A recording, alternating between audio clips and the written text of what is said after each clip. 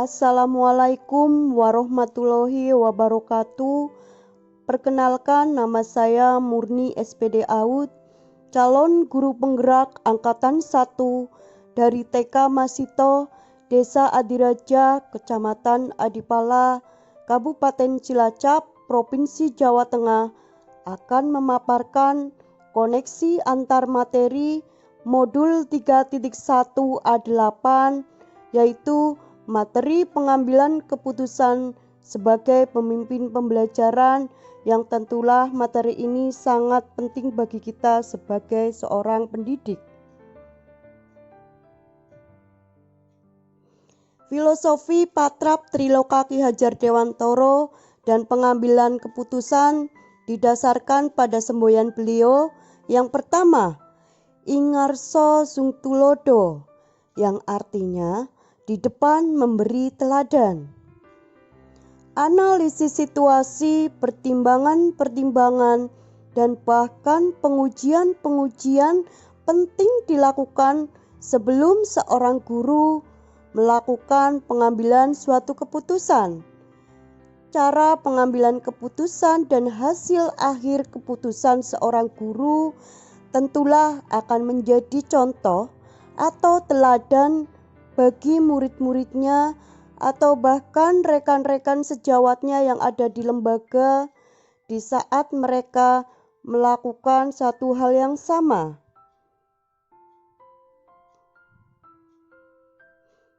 Filosofi Patrap Triloka Ki Hajar Dewantoro dan pengambilan keputusan juga didasarkan pada semboyan beliau yang kedua, Ingmatyo Mangun Karso, artinya di tengah membangun karsa atau kemauan. Keputusan yang tepat dan efektif tentulah akan mampu memberikan satu semangat dan ide kreatif bagi murid-muridnya ataupun rekan sejawat untuk berkembang sesuai dengan potensi yang dimilikinya dan mampu juga untuk mengambil keputusan secara tepat dalam berbagai situasi yang mungkin bisa membingungkan mereka untuk mengambil solusi yang tepat atau solusi yang sesuai. Filosofi Patrap Triloka Ki Hajar Dewantoro dan pengambilan keputusan juga didasarkan pada semboyan beliau yang ketiga, yaitu Tutwuri Handayani. Di belakang memberikan dorongan. Pemahaman guru tentang 4 paradigma, 3 prinsip, dan 9 langkah pengambilan keputusan akan sangat membantu guru untuk memberikan suatu dorongan dan dukungan bagi murid ataupun rekan sejawat dalam pengambilan keputusan dalam berbagai situasi yang menantang, khususnya suatu dilema etika di mana mereka harus menentukan keputusan yang tepat yang harus mereka ambil sesegera mungkin.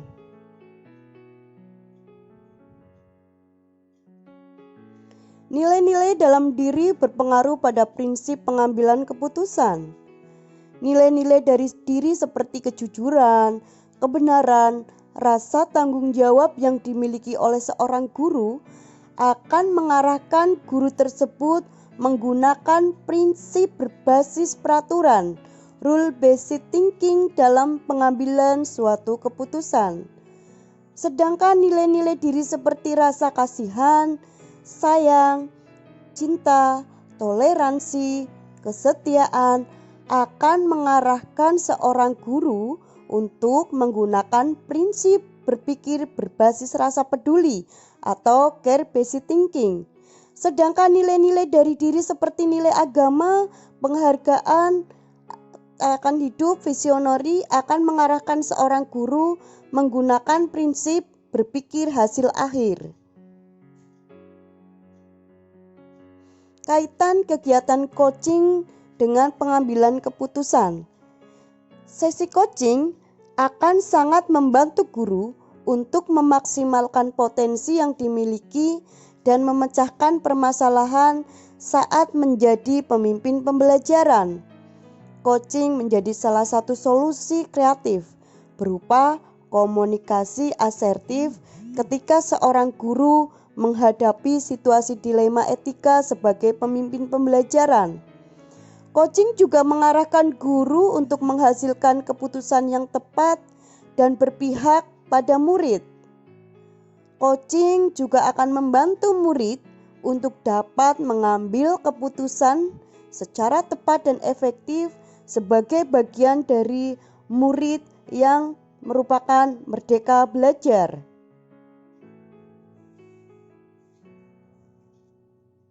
Pembahasan studi kasus masalah moral kembali lagi pada nilai-nilai yang dianut pendidik.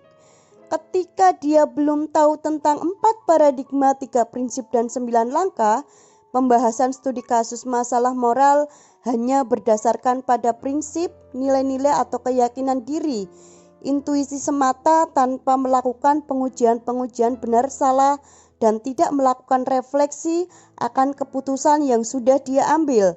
Akibatnya, seorang guru menjadi ragu akan keputusan yang telah dia ambil. Tapi ketika sudah tahu 4 paradigma, 3 prinsip, dan 9 langkah, pembahasan studi kasus akan didasarkan pada 4 paradigma, 3 prinsip, dan 9 langkah dalam pengambilan keputusan, sehingga pengambilan keputusan menjadi tepat, efektif, bermanfaat, dan berdampak bagi murid.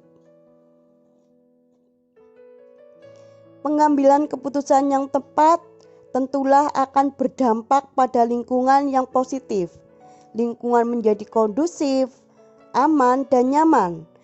Pengambilan keputusan didasarkan 4 paradigma, yaitu paradigma yang pertama, paradigma individu lawan masyarakat atau individual vs community. Kemudian paradigma yang kedua adalah rasa keadilan lawan rasa kasihan atau justice vs mercy. Kemudian paradigma yang ketiga yaitu kebenaran lawan kesetiaan atau truth vs loyalty. Kemudian paradigma yang keempat yaitu jangka pendek lawan jangka panjang atau short term vs long term. Pengambilan keputusan yang tepat akan berdampak pada lingkungan yang positif, pada lingkungan yang kondusif, aman, dan nyaman.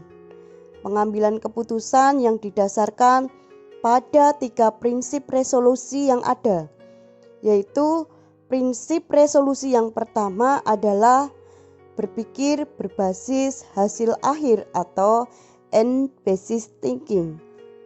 Kedua, prinsip resolusi itu adalah berpikir berbasis peraturan atau rule-based thinking. Kemudian prinsip yang ketiga yaitu prinsip resolusi berpikir berbasis rasa peduli atau care-based thinking yang digunakan dalam pengambilan keputusan.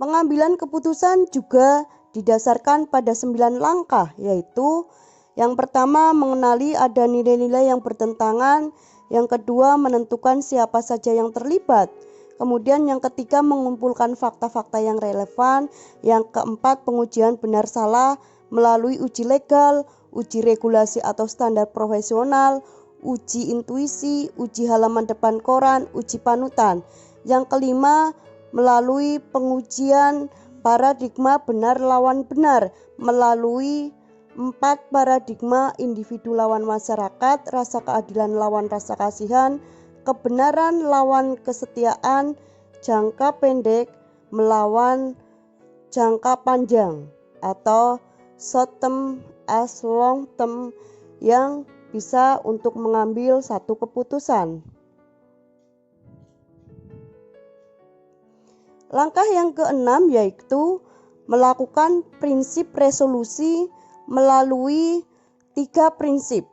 Prinsip berpikir berbasis hasil akhir, kemudian menggunakan prinsip berpikir berbasis peraturan, Kemudian menggunakan 3 prinsip. Yang ketiga yaitu prinsip berbasis rasa peduli.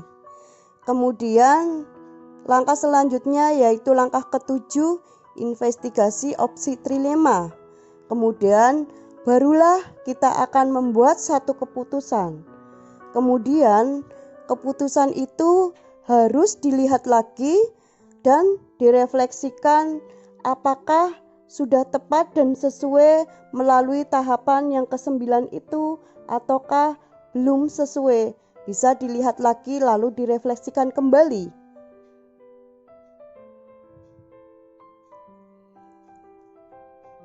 Kesulitan yang dihadapi saat menjalankan keputusan terhadap kasus dilema etika yaitu yang pertama, nilai, keyakinan, dan budaya di lingkungan yang masih dominan digunakan dalam pengambilan keputusan. Misalnya, nilai kesetiakawanan, kepercayaan, kasihan, dan lain-lain, sehingga kerap kali mengabaikan analisis situasi atau pengujian benar dan salah. Yang kedua, kesulitan yang kedua, sikap terburu-buru dalam pengambilan keputusan karena ingin langsung dapat menyelesaikan situasi dilema etika tersebut. Kesulitan yang dihadapi yang ketiga yaitu membangun mindset atau perubahan pola pikir bahwa pengambilan keputusan biasanya hanya berdasarkan intuisi semata, kadangkala pemahaman akan situasi tersebut. Pengaruh keputusan pemimpin pembelajaran terhadap masa depan muridnya yaitu yang pertama, guru yang mampu menghasilkan keputusan secara tepat akan memberikan ruang bagi murid untuk mengoptimalkan setiap potensi yang dimiliki untuk bekal masa depannya. Pengaruh yang kedua, guru yang mengambil keputusan dengan tepat akan menjadi teladan bagi murid untuk juga belajar menjadi seorang pengambil keputusan yang efektif dan tepat, sehingga pelajaran ini akan diimplementasikannya dalam kehidupan termasuk kehidupan masa depannya. Yang ketiga, guru yang mampu mengambil keputusan secara tepat akan memberikan dampak atau hasil akhir yang baik terhadap setiap dilema etika dalam proses pembelajaran sehingga mampu menciptakan well-being bagi murid. Kesimpulan akhir koneksi antar materi.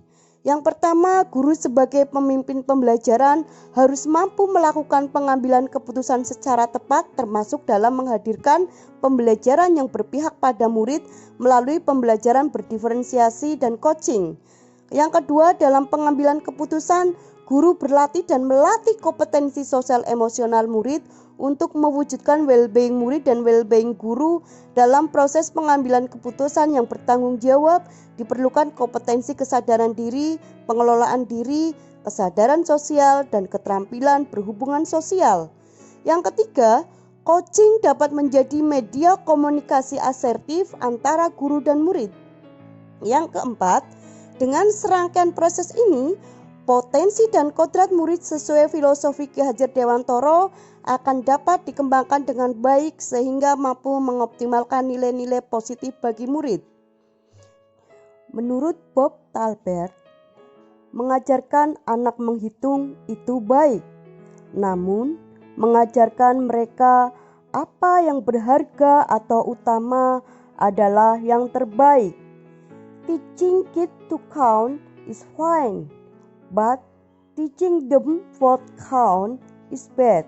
Itu kata Bob Talbert.